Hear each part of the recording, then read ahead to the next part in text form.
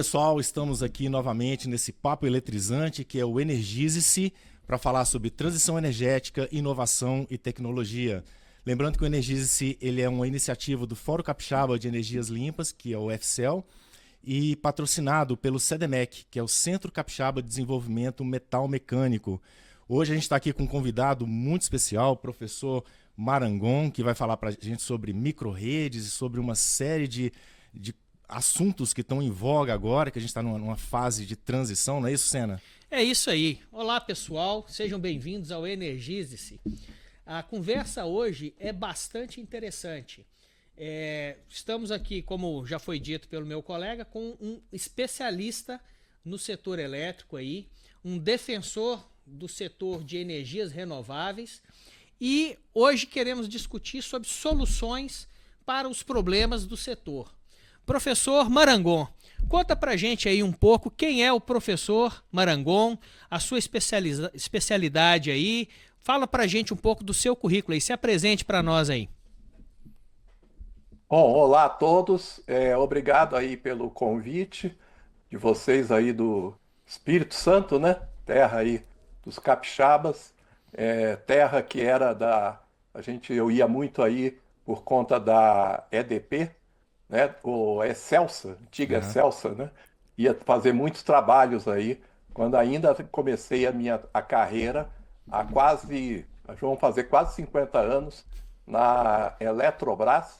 Me formei em engenheiro eletricista no Rio de Janeiro e logo depois fui para a Eletrobras e aí tive contato com essas empresas todas, como a gente era coordenador aí da operação da rede elétrica, que basicamente era a Eletrobras que fazia tudo, né? Inclusive era o regulador do setor. Bom, trabalhei 13 anos lá, depois vim para a área acadêmica como professor aqui na Universidade Federal de Itajubá, tá? Trabalhei durante 27 anos aqui e também, mas durante esse período eu fui cedido para o Ministério de Minas e Energia. Trabalhei 2 anos na agência reguladora, a ANEEL, né? Quando foi criada a ANEEL. Depois trabalhei também no Ministério de Minas e Energia durante 3 anos, onde trabalhei no novo modelo do setor elétrico, que ficou pronto em 2004, tá? E aí me aposentei em 2015 e estou agora como consultor, conselheiro aí das associações relacionadas aí com a energia renovável, mas principalmente a energia renovável distribuída. E aí, onde basicamente hoje é um pouquinho de biomassa, mas grande parte energia solar. Então, essa aí é meu resumo aí. Eu tô vendo que, na verdade, esse papo de aposentadoria é meio furado, né? Que você falou que aposentou em Rapaz, 2015, que foi exatamente quando começou, de fato, a geração distribuída aqui no exato. Brasil.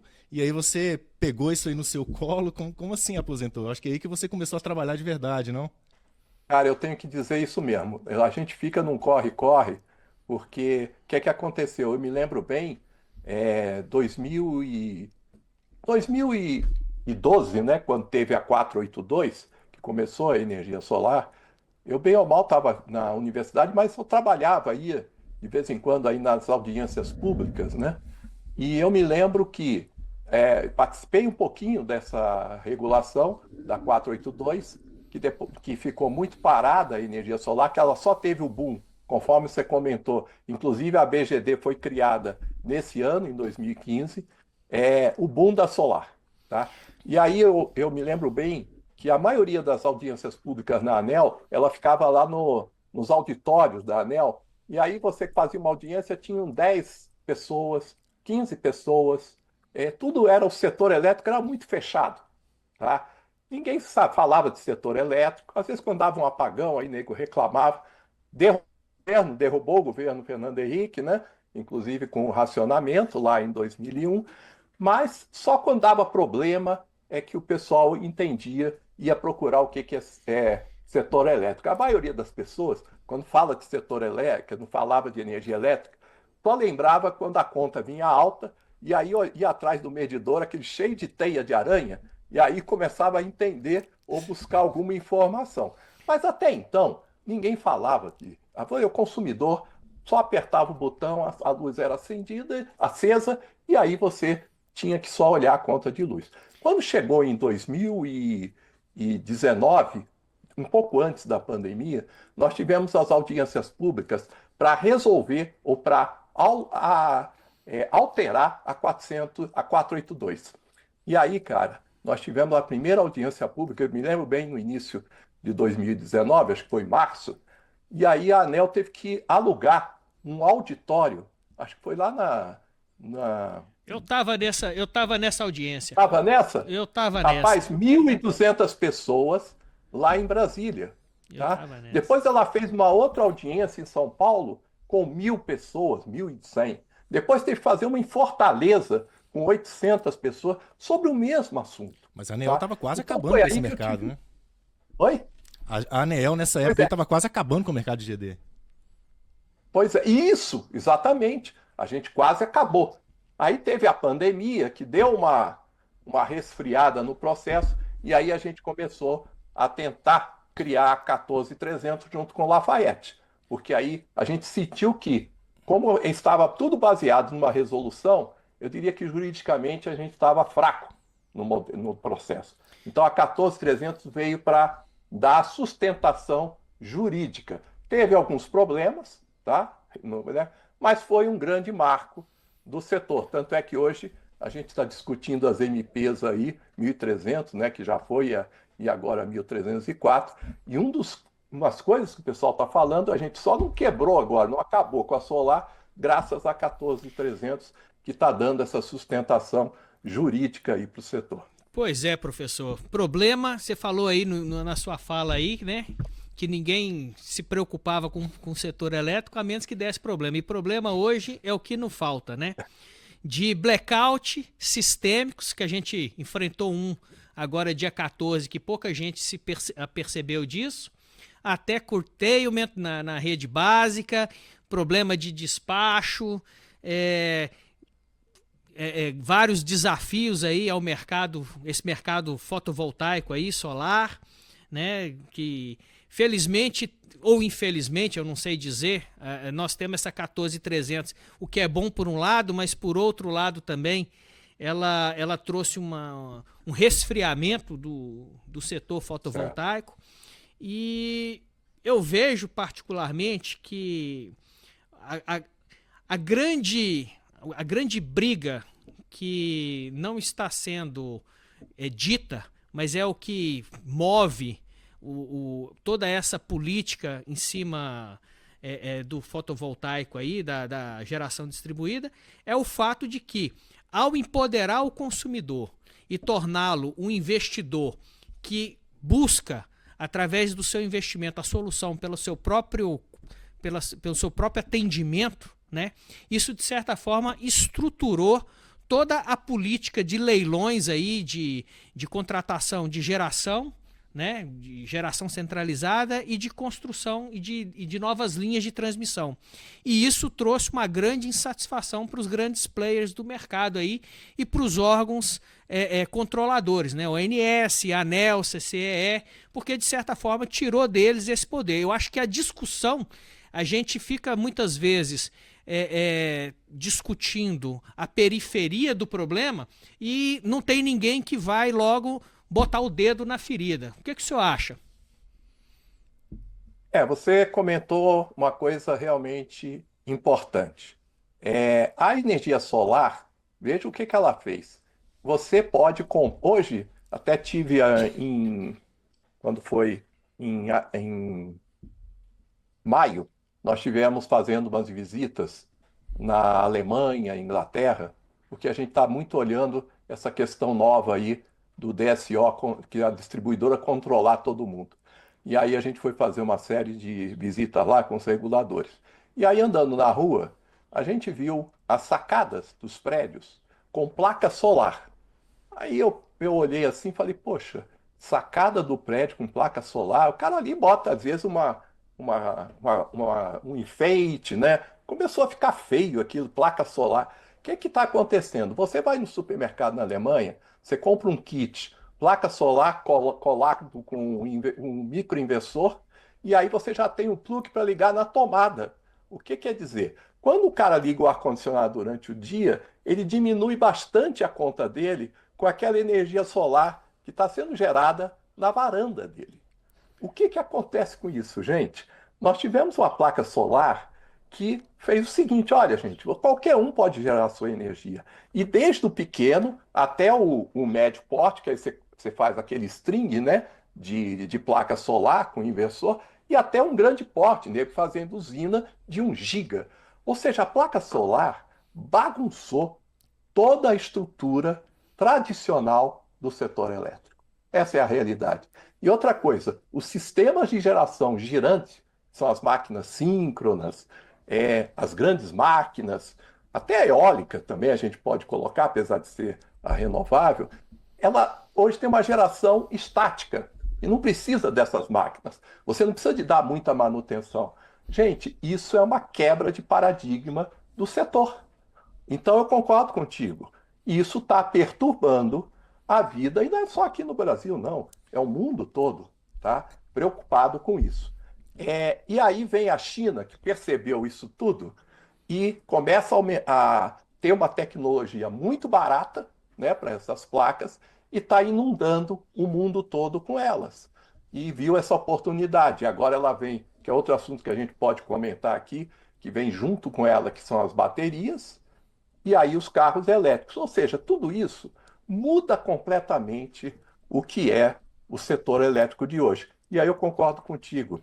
Isso é quase que a gente contesta hoje os monopólios vigentes do setor. Professor, o senhor começou a falar aí sobre bateria, mas antes eu queria explorar um pouquinho o seu comentário sobre a Alemanha, porque na verdade a Alemanha foi o primeiro país a realmente incentivar as energias renováveis, né, no começo aí dos anos 2000, mesmo quando a China ainda não estava fornecendo os painéis a preços tão baratos como é hoje. Ou seja, a Alemanha, o governo da Alemanha incentivou muito a adoção dessa tecnologia.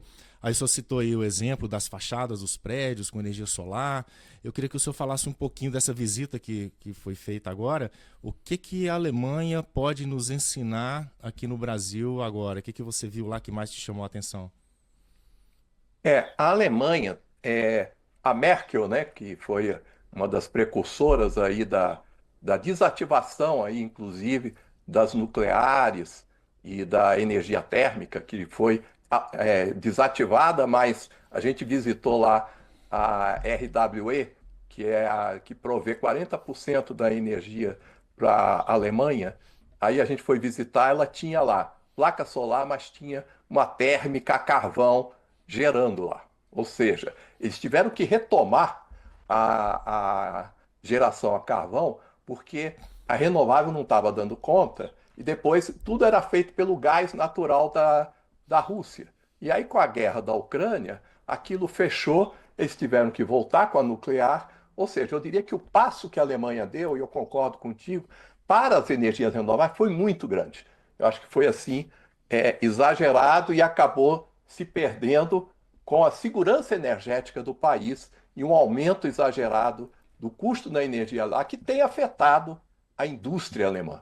Esse é uma discussão bastante complicada que está tendo lá. Mas eles continuam com a ideia, né, com a meta de descarbonização. Tá?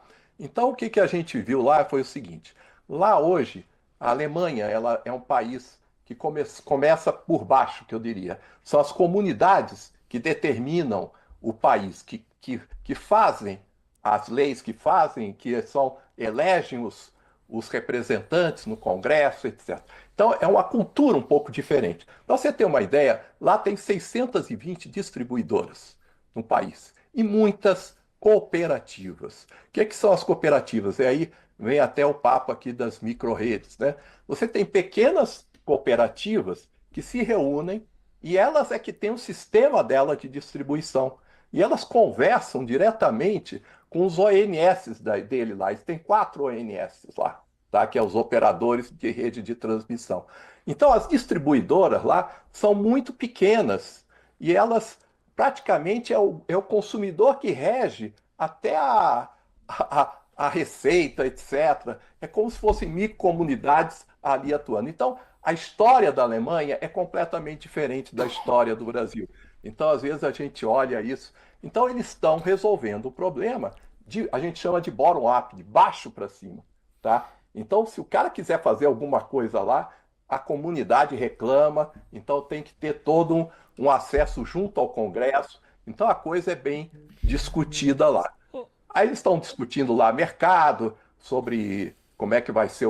Eles têm mercado lá de hora em hora, horário, cada hora tem um horário, a Alemanha toda é o mesmo preço, eles estão querendo dividir isso. Ou seja, aí tem vários outros pontos que eles estão discutindo para melhorar a eficiência aí do mercado europeu. Mas eles passaram por um processo muito complicado depois aí do fechamento do gás da Rússia.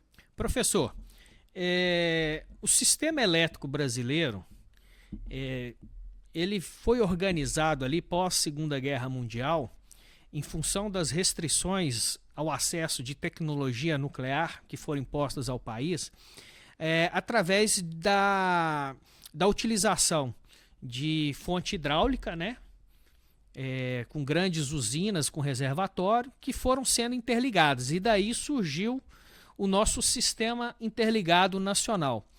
E, na minha concepção, essa solução ela está sendo levada a cabo até o limite no limite viável dessa tecnologia. Nós já chegamos hoje, por exemplo, num sistema que interliga o país de norte a sul, mas que trouxe grande complexidade à operação, e essa complexidade ela implica no maior risco à segurança do fornecimento, né? Onde você tem que compatibilizar tecnologias modernas com tecnologias ultrapassadas dentro dos sistemas elétricos de proteção.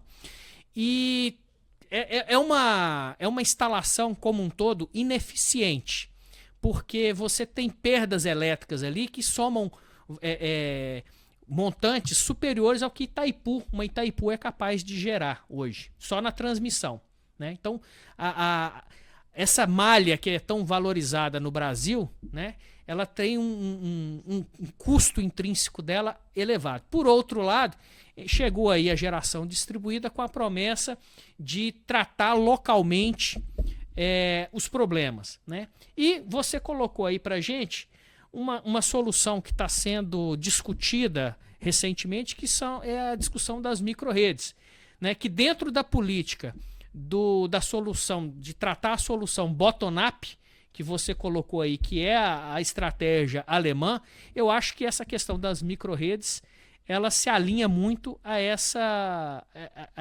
política, né? Eu queria que o senhor explicasse para a gente aí o que é a microrrede, como é que do que ela se constitui e como que isso pode ajudar a gente a solucionar o problema da geração distribuída, esses problemas que estão sendo imputados à geração distribuída, né, no Brasil. Como é que o senhor vê isso aí? Explica para nós. Só fazendo um adendo aí do que você falou, você está correto. Toda a nossa construção do Sistema Interligado Nacional veio da ideia de que a gente tem muito rio e para poder usar esse potencial hídrico, né, que fica cada vez mais distante do litoral, onde a gente tem as cargas, né, tradicionais, a gente interioriza, né, essas usinas e vamos chegar até a Amazônia. Se tinha a ideia de usar várias usinas hidrelétricas na Amazônia, tá? Interligar tudo aquilo. Esse era o pleito, tá? As nucleares caíram meio por terra por conta da disponibilidade hídrica nossa, né? Diferente dos países do hemisfério norte, que utilizaram, sim, a energia térmica como principal supridor de energia elétrica, que basicamente era o carvão, tanto a Europa como os Estados Unidos e os países asiáticos também. Então, isso diferencia muito da característica do Brasil. Então, o Brasil criou grandes redes de transmissão porque tinha que buscar essa energia muito distante. E aí, até se falou, não, temos que colocar todo mundo no SIN, né? No Sistema Interligado Nacional. E aí faz até, quando interliga lá Rondônia, recentemente, faz um alvoroço. Gente, vocês já viram como é que é uma linha de transmissão na Amazônia? é uma coisa estranhíssima. Os caras botam a torre até a cúpula da última árvore e aí coloca a linha de transmissão em cima. Cara, a manutenção disso e a possibilidade, tanto é que já teve vários apagões em Manaus, Rondônia, por conta do Amapá, por conta dessas linhas caírem e a manutenção demorada. Então, veja, hoje, com a tecnologia que a gente vê, soltar rojão porque está interligando mais o sistema uma coisa de gente que está olhando o passado, pô. Tá entendendo? E isso ficou muito caro. E eu concordo contigo. Hoje a EPE, por conta de trazer energia das eólicas para a região sudeste, está gastando 60, 70 bilhões em 5 anos para construir um bando de linha de transmissão para trazer essa energia das eólicas para cá. E nós vamos ter até um link novo de corrente contínua de Graça-Aranha até Silvânia, que vai gastar 23 bilhões, que já está leiloado, que já está sendo feito pela State Grid, uma empresa chinesa. Eu estou falando para todo mundo, sabe, quando for ligar isso, isso vai estar obsoleto, é perda de dinheiro, tá? Por quê? E aí vem com a sua pergunta. O mundo está tendendo a ser mais distribuído. E aí os países do hemisfério norte, como as térmicas eram basicamente próximas ao centro de carga, eles já tinham essa estrutura. Se você for nos Estados Unidos, vê se tem grandes linhas de transmissão lá. Não. Você tem sub-regiões, você pode dizer 3 grandes blocos lá, né? É a parte lá do PJM, a parte lá da Califórnia e a parte do Texas.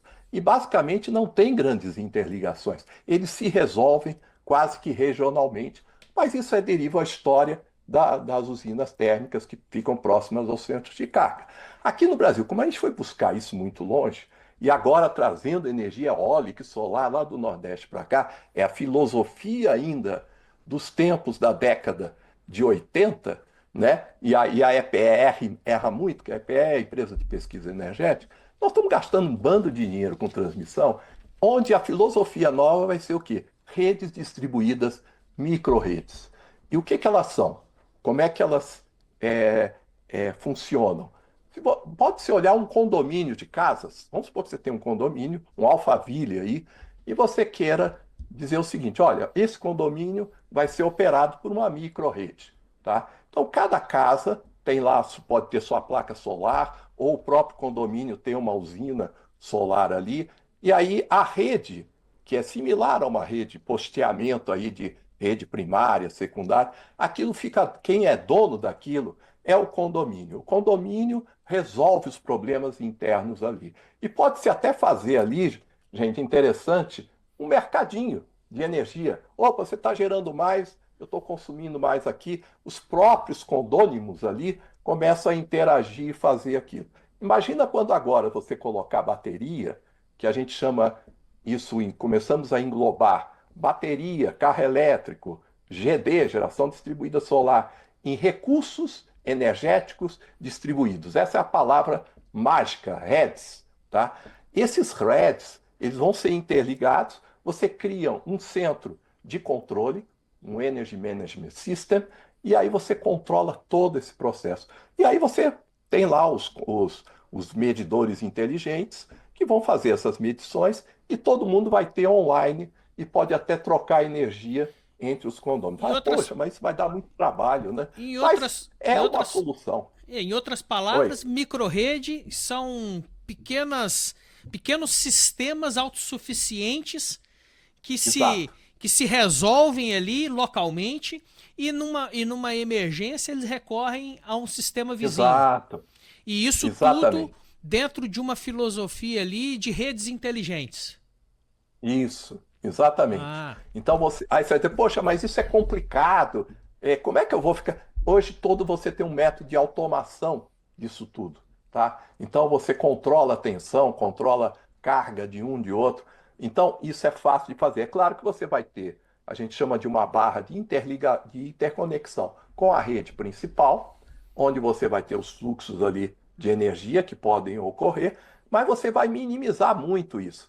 E aí vem uma pergunta que você até comentou, você torna aquele sistema bem resiliente, porque você já depende menos dessa rede. Depende menos dessa rede grande que vem lá da Amazônia, de Belo Monte, trazendo a energia. Poxa, mas se eu posso ter isso tudo aqui, para que eu preciso de toda essa estrutura, tá?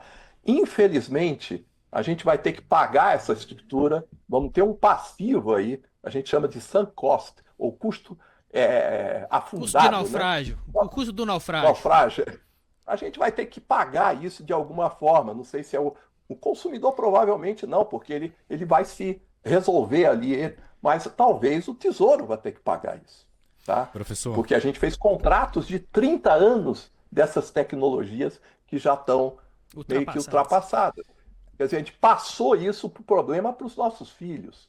Então, eu acho assim, que a EPE, quando ela faz o planejamento, eu falei várias vezes, gente, vocês quando faz planejamento, você tem que pensar nas tecnologias que estão chegando. Isso vai mudar totalmente. Para que tudo isso? Então, escuta o que eu estou falando. Eu sempre preconizo o que vai acontecer 10 anos depois. Sempre acertei, tá?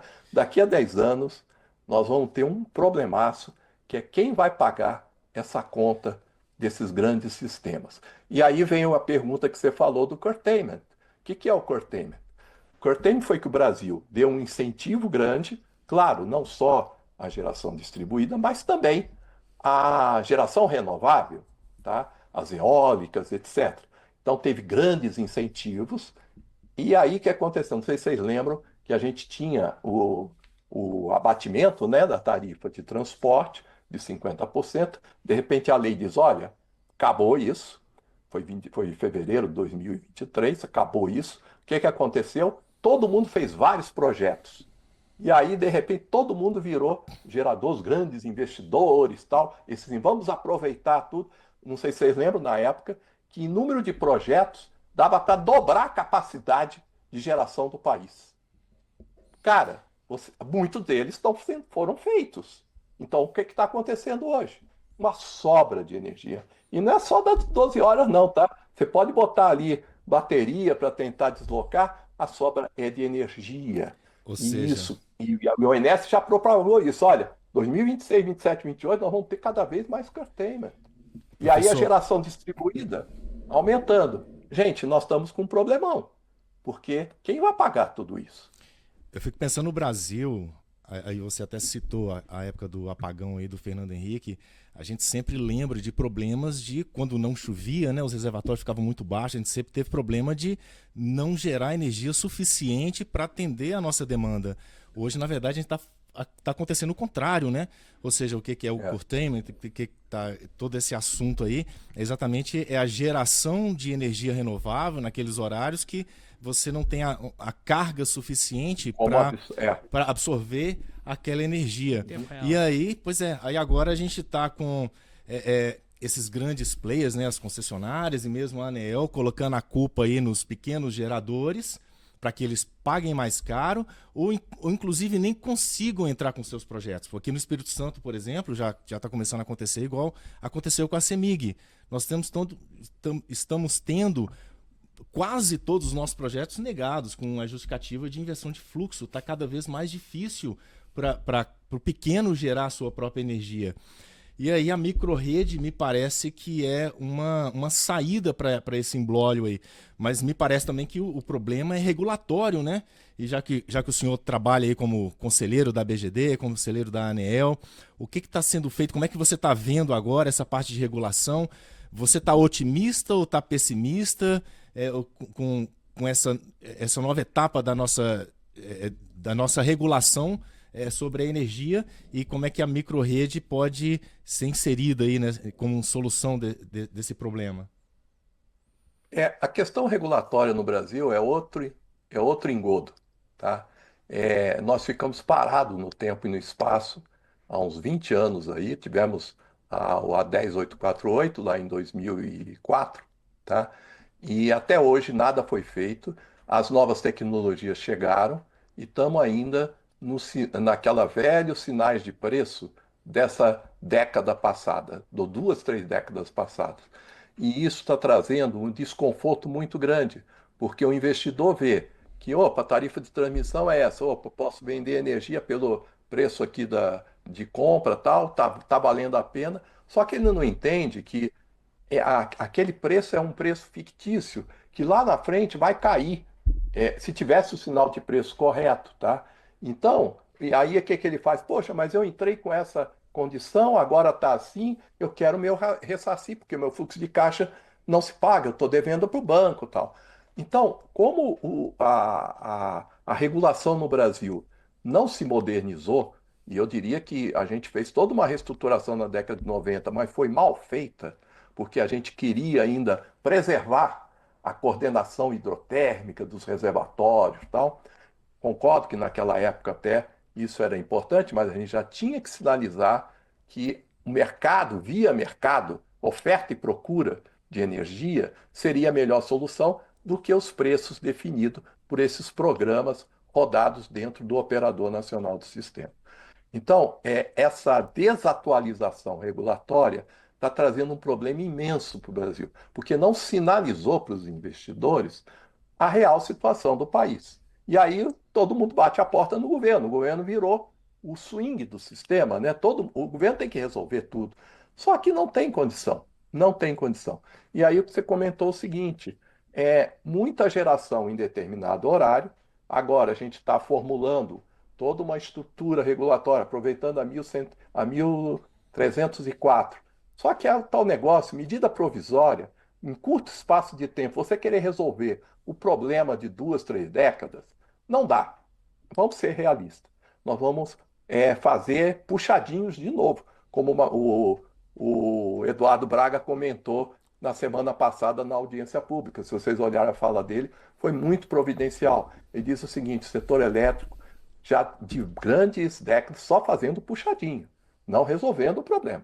Tá? Então, o que acontece? Isso traz um desconforto para o pequeno investidor, para o grande investidor, e pode ser até que a gente venha a ter daqui a 10 anos, e aí eu sinalizo até com o pessoal da geração distribuída, comecem a investir e tal, pode ser que nós vamos ter um desconforto energético lá na frente.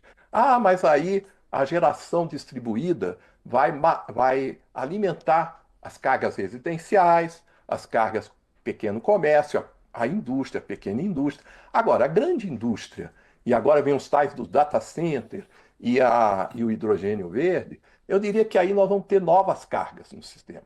Acredito que aí a gente solucione os problemas aí da transmissão, mas é tudo ali integrado, próximo. Não dá para fazer grande transmissão para data center, que precisa de uma confiabilidade muito grande. Tá? Então, é outro tipo de sistema, é outro tipo de estrutura do setor elétrico, que aí a gente tem que o planejamento estar ciente disso, senão a gente vai ter problema lá na frente. Mas eu diria que para o residencial, para o comercial, aquele que quer ter o seu carro elétrico, e aqui no Brasil, nos Estados Unidos é muito fácil, porque ali a verticalização é muito pouca, né? Você vê uma horizontalização das cidades, as casas ali, cada um tem sua placa, resolve. Aqui no Brasil, no interior, olha, eu fiz um trabalho há 12 anos atrás aqui em Itajubá, pegamos aquele Google Earth e mapeamos todos os telhados aqui de Itajubá e botamos placa solar em todos os telhados. Pasme, a energia gerada durante o ano cobre 4 vezes a energia total da demanda da cidade, com a indústria local. Tá? Então, o que isso significa, gente? É uma completa mudança de paradigma. Ah, mas aí a solar é só durante o dia. Mas chega as baterias, a gente coloca as baterias ali, de repente os bairros viram essas micro-redes, tá? E vamos resolvendo ali localmente os problemas energéticos. Ah, mas em São Paulo, com aqueles grandes prédios, como é que fica isso? Bom, nos grandes prédios a gente vai ter que ter aí as baterias nos apartamentos, que vão resolvendo boa parte do problema aí da curva de carga, e aí a gente tem nas cidades, né? Tem uma cidade na Arábia Saudita que a Huawei construiu lá, eu acho que tem mais ou menos uns 80 mil habitantes, ou 100 mil habitantes. Tudo elétrico, tá? Ônibus elétrico, carro elétrico, não tem nada de geração térmica. Aí como é que é a geração? Eles fazem um cinturão de placas solares ao redor da cidade para alimentar toda a cidade. tá? E onde pode, porque lá é mais verticalizado, eles fizeram verticalizado, onde pode botar placa solar dentro da cidade, tudo bem. Mas para suprir o resto, eles fazem esse cinturão, assim como você tem cinturão verde nas cidades, né? Você não tem ali plantação de alface, então o food, né? Uhum. A gente fala que hoje a gente tem que pensar em energia. Energia é o quê? Aí tem vários trabalhos sobre isso, gente. A coisa está nesse sentido. É nexus between among food, é, energy and water, que hoje são os três grandes movimentos do ser humano: energia para o ser humano Energia, e energia alimento. para as máquinas. Oi? Energia, alimento, Então, qual é foi o assim, outro? tá? Água. Energia, alimento Água. e água que você falou. Isso, isso. Professor, eu como engenheiro eletricista e atuante no setor elétrico há 28 anos, né? O senhor tem 50, eu tenho 28. É, Em cada perna, né? eu vejo o seguinte: a gente aprendeu no banco de escola que a geração e o consumo local é sempre o mais eficiente, né? Perfeito. Dentro dos programas de fluxo de potência lá, queda de tensão, resistência, perdas elétricas. Então, essa é aquilo que a gente aprende no banco de escola. Quando a gente olha para o planejamento do setor elétrico, a gente vê algo completamente fora da caixinha. É o completo oposto. Nós estamos voltando agora, na verdade, com as micro-redes, ao conceito escolar que a gente aprendeu na faculdade, né? Porém, a gente vê o seguinte, que dentro da filosofia de planejamento da expansão do setor que existe hoje, a gente tem grandes interesses em não ter um planejamento eficiente. Eu costumo dizer aqui com as pessoas com as quais eu converso que o planejamento do setor elétrico ele é feito para dar errado. Porque ao dar errado, a gente está sempre buscando uma solução nova, né? Que na verdade é uma solução velha para consertar um problema que a gente criou com a solução anterior. Então a gente pega, constrói uma geração no extremo do país, no lugar onde não tem carga, e aí precisa construir uma linha para poder conectar essa geração. E aí depois a gente não tem o consumo para aquela linha, e aquela linha causa uma perda, aquela linha causa uma maior complexidade na operação do sistema.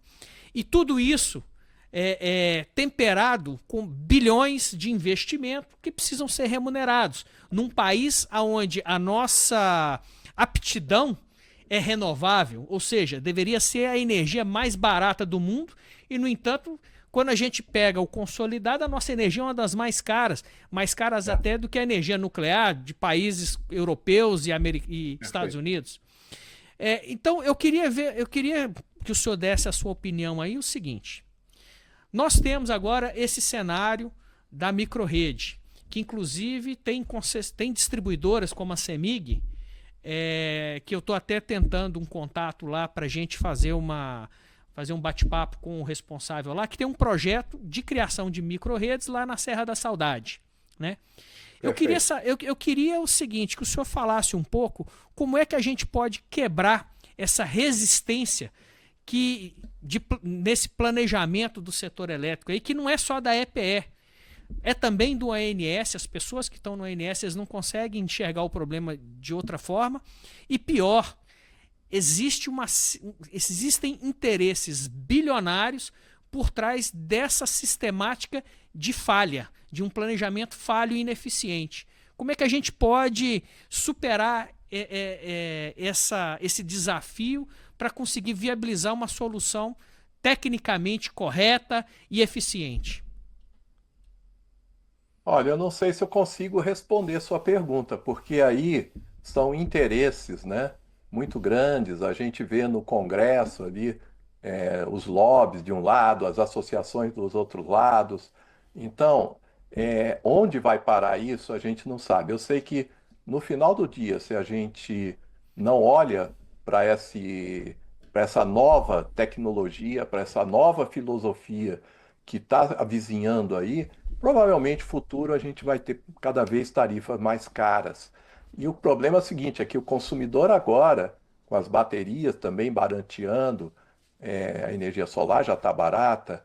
Aí ele vai botar, até ele pode botar o carro elétrico dele ali, ele vai passar a ser autossuficiente, que a gente chama de grid zero, daqui a pouco off-grid. E isso vai trazer um problemão para o sistema. Eu estou dizendo para a turma, o pessoal está brigando com solada do telhado. Veja bem, hoje, no total da energia gerada em 2024, 5,6% foi de geração distribuída. E dentro dessa geração distribuída, 75% é telhado. Tá? Aí o pessoal está batendo nessa geração distribuída, e o que a gente está dizendo para a turma, olha, isso são quase 8 milhões de consumidores, e aí tem o pessoal de assinatura, tem o pessoal do telhado, que está envolvido diretamente nessa produção de energia a um custo mais barato, tá? Porque estão próximo do centro de carga. Claro, tem um pagamento que deve ser feito à concessionária pelo uso da rede dela. Só que não é isso que eles estão cobrando hoje, que foi a que a gente falou aí de 2019, eles queriam cobrar o retorno todo, 80% fica para eles, ou 70%, 30% retorna para você. Não é isso, não. Eu provei aí, tem até nos meus LinkedIns, falei, olha, tá errado, porque ele não usa toda essa rede. Como é que um cara do telhado usa o sistema de transmissão? Jamais. Ele se coloca ali localmente, mesmo sem ter microrrede, ele vai matando as cargas ali localmente. Então, ele não usa a rede de alta tensão.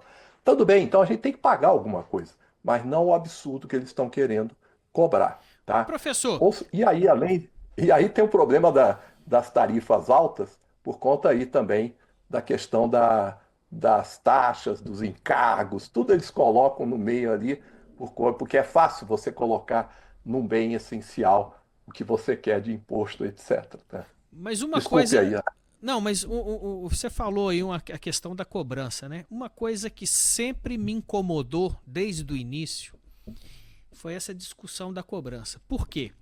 A gente tem uma coisa na conta de energia que se chama a taxa de consumo mínimo. Ou seja, se eu não utilizo um serviço, eu pago eu pago um consumo mínimo, correto?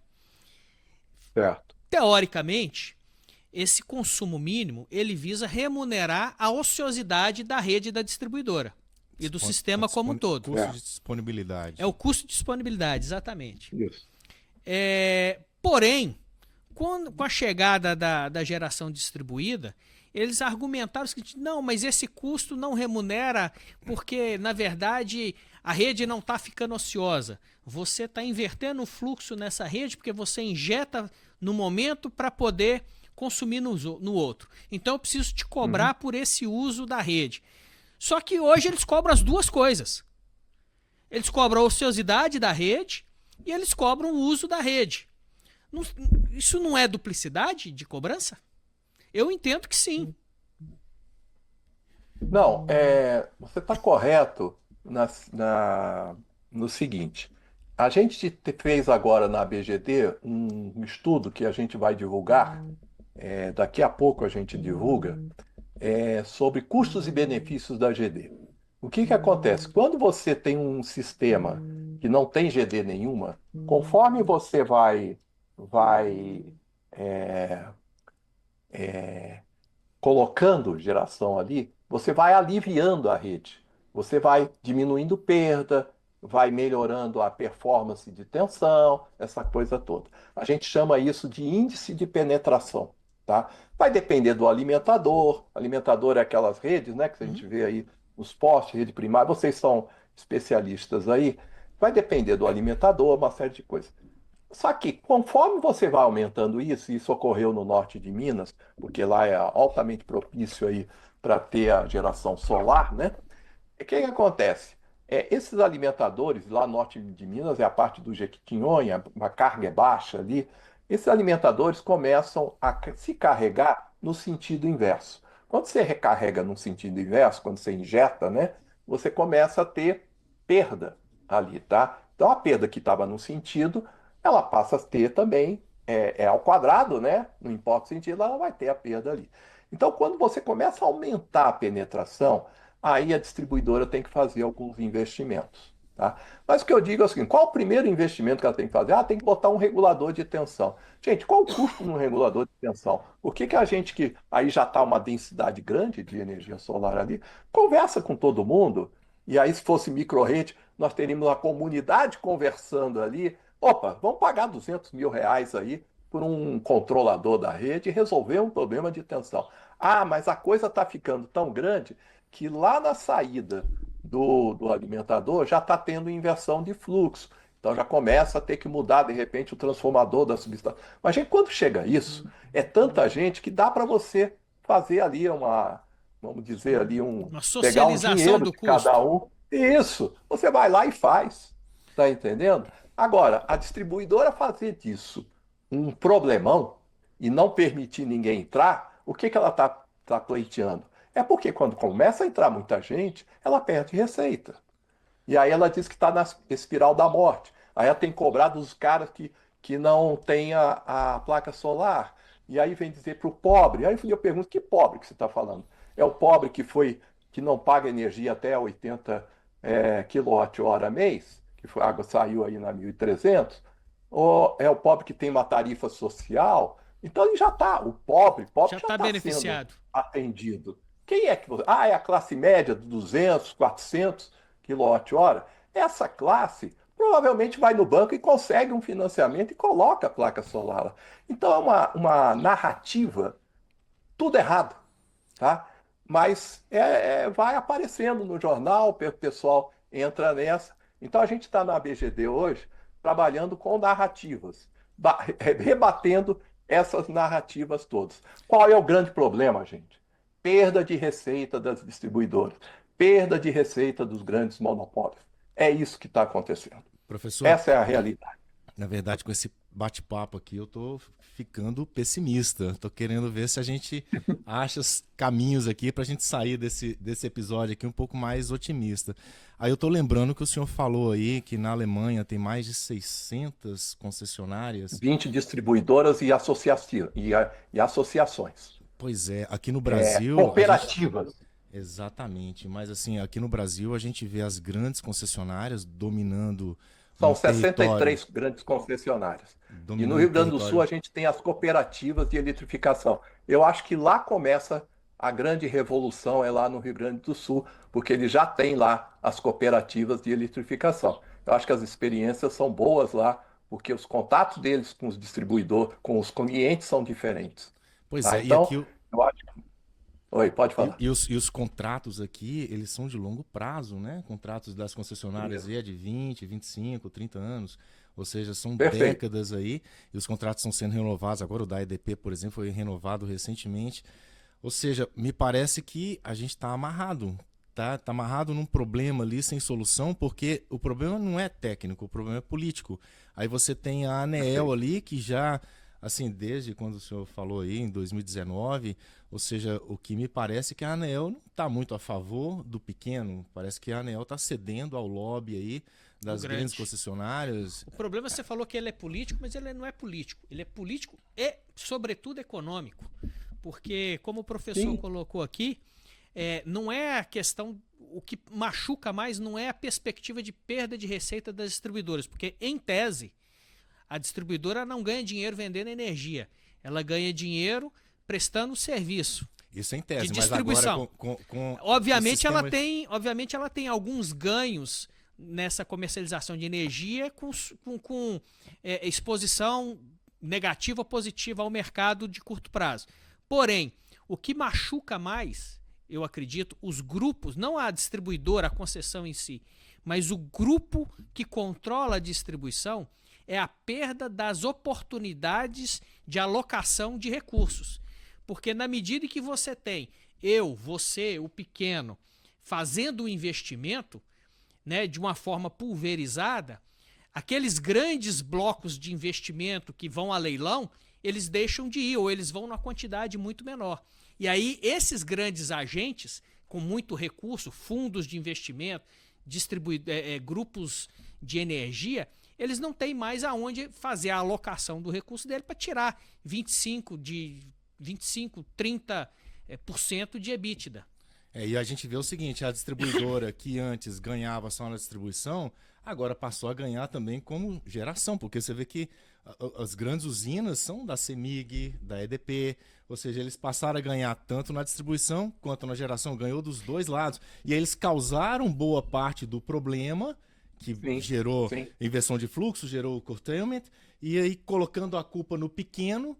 E agora a gente está aí nesse imbróglio aí para resolver com esse lobby aí das grandes concessionárias junto com a ANEEL. A gente tem que resolver, na verdade, um problema que elas criaram ao entrar canibalizando o próprio mercado, né, professor? As próprias empresas, aí você viu o exemplo da CEMIG Sim, da Reenergiza aí, criando GD, né? Entrando no Exatamente. mercado pesado aí de GD, e até foi uma discussão grande, até que a gente levou para a ANEEL, de ter, ser prejudicial, de poder de mercado disso, com relação ao pequeno que está investindo na sua geração própria, energia solar ali. Então ela entra nesse mercado e até oferecendo preços menores, porque ela tem toda a poder na mão, né? Inclusive de acesso Monopólio. à rede, né? O Então monopólio. rapaz, a coisa é muito, a briga é grande. Tá? E a discussão ela é até hipócrita, né, professor? Porque na medida em que você é detentor do monopólio da concessão e ao mesmo tempo você é um investidor privado em geração distribuída, canibalizando o próprio mercado da sua distribuidora, quando você vai na ANEEL e começa a falar assim, eu tô aqui na espiral da morte porque eu tô inviabilizando a concessão. Mas quem inviabilizou a concessão foi você. Ao investir e canibalizar seu próprio mercado. Né? E aí o que elas estão buscando, na verdade, é a majoração das receitas e dos ganhos nas duas extremidades.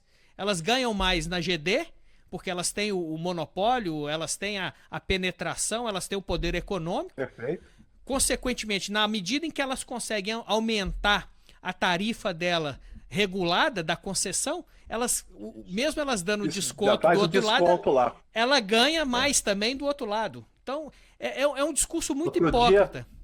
Não, e que você está falando, se você ver o balanço da CEMIG que foi apresentado em março, eles estavam dizendo o seguinte, olha, nós vamos ter uma perda aqui de receita no segmento da distribuição, porém a CEMIG Sim está tendo lucros muito bons que estão compensando. Cara, então o que você está falando está escrito no balanço da CEMIG, cara. Se você olhar lá. Então, olha, é briga de gigante, gente. E a gente que é pequeno, a gente tem que se associar. E aí o Congresso é importante, porque uma das coisas que a gente diz pro congressista, e basicamente eles operam em cima de voto, quando você tem um mercado que você já tem 6, 7 milhões, praticamente todos os municípios têm energia solar, então você tem um poder junto ao Congresso muito grande. Então, acho que essa é a única saída que a gente tem. Tá? Então, é isso que a gente tem trabalhado lá. Agora, é uma briga grande. Agora, não podemos também dizer que o trabalho da distribuidora não é importante nem nada. A gente tem que sentar e conversar. Essa é uma outra discussão importante. Vamos sentar, vamos dialogar, em vez de ficar nesses extremismos aí de bate-boca e que não leva a lugar nenhum, tá? A gente sabe do problema da distribuidora, vocês têm que fazer um outro papel, vocês têm que redesenhar o modelo, como é que está sendo feito lá fora, e falar com o regulador, mas também conversar com os agentes, os pequenos. Professor, será que trazer de novo esse investimento da GD para dentro da concessão não seria uma solução? Porque hoje, na medida em que com a lei 10.848, não é essa que deu a desverticalização? 10.848. Que deu a desverticalização. Não, a desverticalização vem lá de 95. Foi a... 1097, agora não me lembro. Bom, enfim. Foi em 95 que começou. E a 9648, que criou o ONS, foi toda que deu as bases, toda a criação da ANEEL. Enfim. Depois veio o governo Dilma Foi e aí 10.400, foi 10.400. 10.400 alguma coisa a lei que dá desverticalização, que eu, se eu não me engano. Eu não lembro agora o número. Mas, enfim, Bom, a desverticalização ela teve um grande erro. Porque, primeiro, ela fez os grupos perderem eficiência na medida que desverticalizou para aumentar sob o argumento de aumentar a é, competitividade. Por outro lado, você facultou a esses mesmos grupos investirem em vários segmentos e obterem receitas garantidas separadas. Eu acho agora que com essa questão da GD, até frente a essas argumentações hipócritas de que eu estou perdendo na distribuição, mas a GD aqui está me compensando. Olha, bota tudo junto no bolo e analisa tudo dentro do mesmo balaio ali para poder ver se aquilo é viável ou se está sendo inviabilizado ou não. Concorda comigo? você está querendo fazer uma análise global do processo, tá? Exatamente.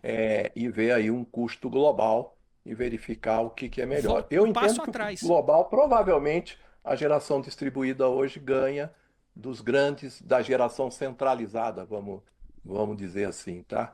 E agora com armazenamento, melhor ainda. Agora, o que eu gostaria é que quando eu fiz a desverticalização, na realidade o que a gente queria era competição na geração, mercado livre e tal. Muitos países fizeram isso e a energia elétrica caiu, tá?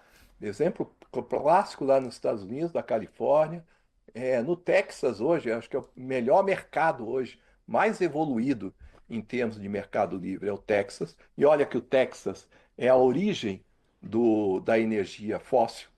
Até eu perguntei lá para eles, como é que pode? Vocês que são aí os donos do petróleo, estão aumentando aí a renovável no estado do Texas. Ele falou, olha, não tem volta. Nós temos que repensar. E, claro, nós vamos estar dando apoio e as próprias empresas de óleo e gás estão investindo em renovável. Então, o que que acontece?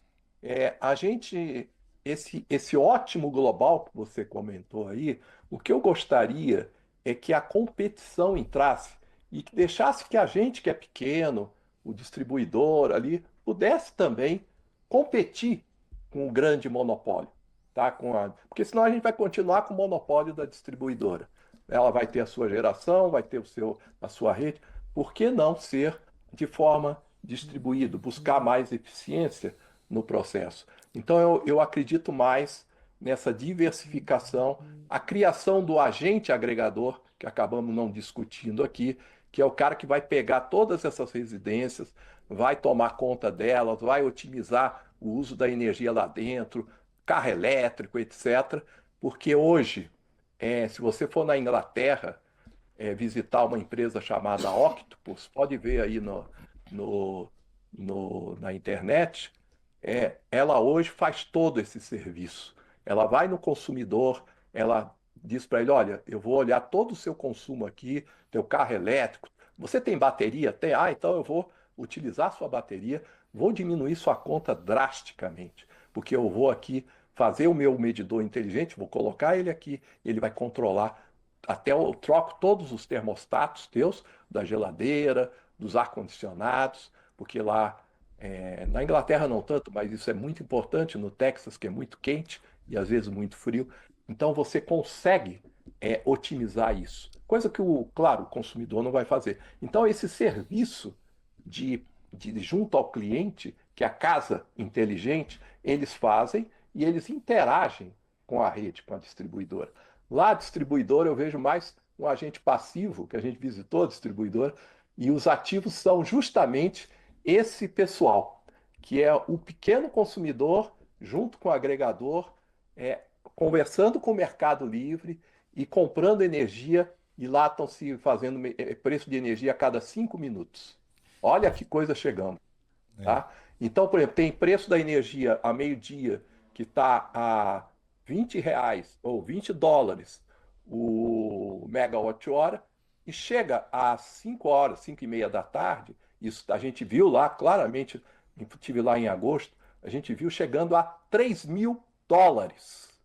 Ou seja, o cara está ganhando dinheiro porque é claro que não chega a 3 mil, isso é feito no dia anterior, essa previsão, mas no dia todo mundo vai, carrega a bateria nas 12 horas e descarrega às 5 horas. Olha que coisa bacana. Eu não preciso ter nada de incentivo para a bateria, o próprio mercado já Se dá regula. esse incentivo, cara. Professor. É muito. E o carro elétrico também. Às vezes você tá, opa, tem um carro elétrico aqui, tá com a bateria tranquila. Às 18 horas eu não vou carregar ele, não. Eu vou descarregar ele, porque lá à noite, às 3 horas, vai estar um preço melhor. Tudo isso é feito automaticamente, é sinalizado no celular do consumidor. Professor, eu tenho uma empresa de energia solar, assim como Sena, e realmente a gente está levando algumas pauladas na cabeça aí, principalmente nos últimos meses. Estamos bem pessimistas aí com tudo isso que está acontecendo. Mas, por outro lado, a gente vê assim que tem uma saída que nem o governo consegue se meter, que é quando você gera energia no mesmo momento que você consome. Ou seja, se você O grid consegue... zero. Exatamente, grid zero, mesmo off-grid, né? Você está ali, ou seja, por pior que seja o governo, por mais cruel que seja a concessionária, ela não consegue se meter ali, porque se eu estou gerando a minha energia ali no momento do consumo, e aí a microrrede, na verdade, você está fazendo isso aqui num bairro, num condomínio.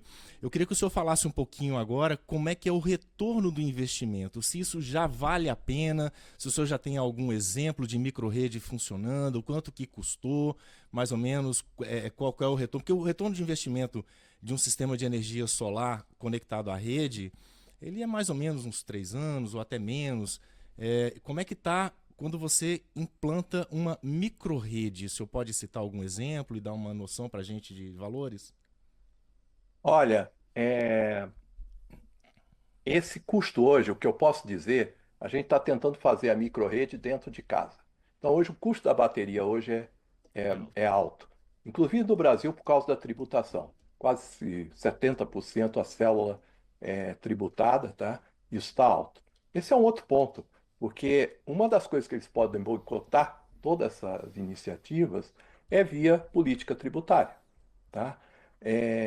Tirar o ex-tarifário e tal. Só que eu estou até um pouco mais otimista, porque com essa briga do Brasil com os Estados Unidos e com a amizade aí junto à China, e a China está inundando as coisas aqui no Brasil porque ela não consegue vender nos Estados Unidos. Isso traz um poder aí de barateamento dessas tecnologias, que isso vem a nosso favor nessa questão. Pode ser que em outras, na industrialização do país, tenham outros problemas. Mas estou dizendo que no futuro, e eu estou acreditando que 2026, antes das microrredes, a gente faz a microrrede dentro de casa, tá? Depois começa dentro de um condomínio, e aí aos poucos a gente vai ampliando. Então, eu acho que primeiro a viabilidade dentro de casa, é claro, uma microrrede, uma bateria centralizada ali no condomínio, às vezes é mais barato do que você ter elas individualizadas em casa, mas hoje a gente fala com os fabricantes, não, não, a gente vende os pacotes, se você não mudar potência, muita coisa, a gente manda um pacote de inversor mais bateria, barateamos bastante os preços. Então, eu não diria que eu não sei, tá? Quando é que a microrrede vai entrar efetivamente, mas eu acho que 2006 vai ser as pequenas redes nas residências, comércios, etc. Muito bom, professor. Perfeito aí. Eu acho que o futuro realmente da energia solar é o off-grid, né, o grid zero, e microrrede é o sistema associado a bancos de baterias, né, e em pequenas comunidades ali. Nós estamos chegando aqui ao fim do nosso programa aqui, e eu queria pedir ao senhor que, se o senhor pudesse fazer um apelo, passar um recado, uma mensagem, o que o senhor diria aí para as autoridades brasileiras e para aquelas pessoas que estão nos assistindo aqui e estão preocupadas com todo esse momento conturbado que nós estamos vivendo no setor? O que você diria para essas pessoas aí? Ou seja, qual é a mensagem que o senhor pode falar para a gente aí para nos deixar um pouquinho mais otimistas? Eu acho que a gente está passando por um período conturbado, tá? Essas discussões e esse toma lá da cá tá complicado, mas eu estou ouvindo aí do Eduardo Braga uma, uma ideia favorável aos sistemas distribuídos. Então ele diz que a gente está até preparando aqui algumas emendas, né, para incentivar os sistemas distribuídos.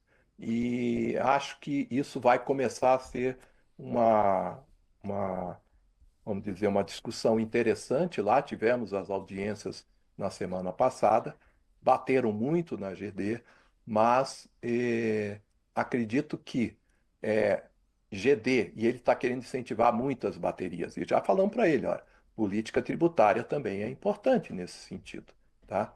Então eu acredito que agora, 2026, a gente tem uma boa sinalização aí para os sistemas BESS energia solar, tá? Então, acho que os instaladores hoje, eu falo assim, não desmobilize, vocês vão começar a ter que instalar bateria, ter que fazer os cursos lá do canal solar, trabalhar nisso, porque, claro, instalar solar é uma coisa, instalar bateria é outra complexidade. Então, nós temos que preparar técnicos, e aí as distribuidoras vão chegar e vão falar, até brinco bastante, olha, essas baterias, veja que o celular explode lá no avião, vão explodir dentro da casa do sujeito. Elas vão falar de tudo. E aí a gente tem que ter o quê? Um Inmetro, o pessoal aí da IEC, o L, trazer essas referências lá de fora, para viabilizar, para tornar elas seguras e ter uma propaganda para a turma de que é um elemento seguro, confiável e que evita até esses problemas que a gente tem tido aí com a Enel São Paulo de interrupção. Então, aliás, o pessoal está comprando muita bateria para o problema da interrupção. Por que não usar ela, que é uma bateria de lítio? Você fica com ela paradinha, esperando, às vezes, um mês para acontecer um problema. Eu fico carregando, descarregando e ganho alguma coisa. E aí o pessoal está querendo fazer um incentivo aí na MP 1304, né? Para fazer justamente esse incentivo. Então, nós estamos trabalhando. Vamos ver se até 7 de novembro a gente tem aí uma surpresa E boa. Muito bom, professor. nesse sentido aí de treinar todo esse pessoal aí, né? Eu até participei do seu treinamento aí, muito bom, por sinal, para aprender a lidar com essas baterias de armazenamento.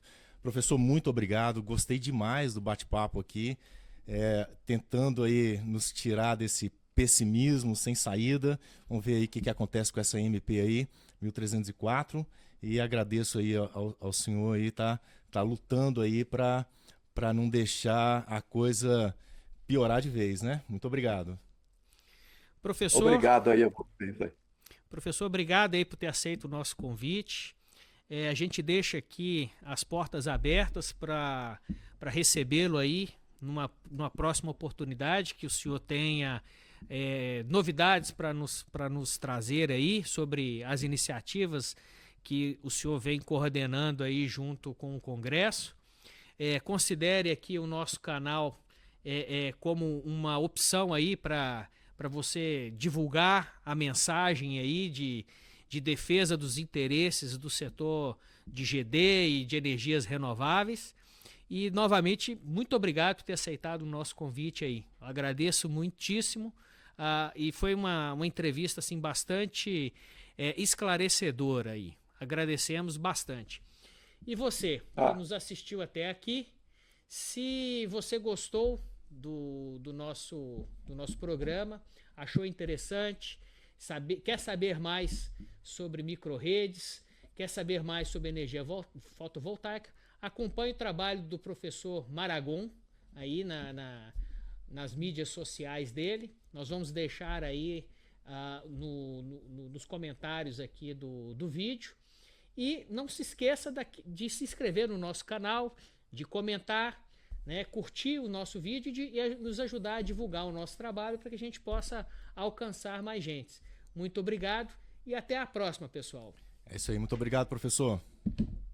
Muito obrigado aí, estou à disposição aí. Falou, professor. Obrigado novamente aí, foi muito bom.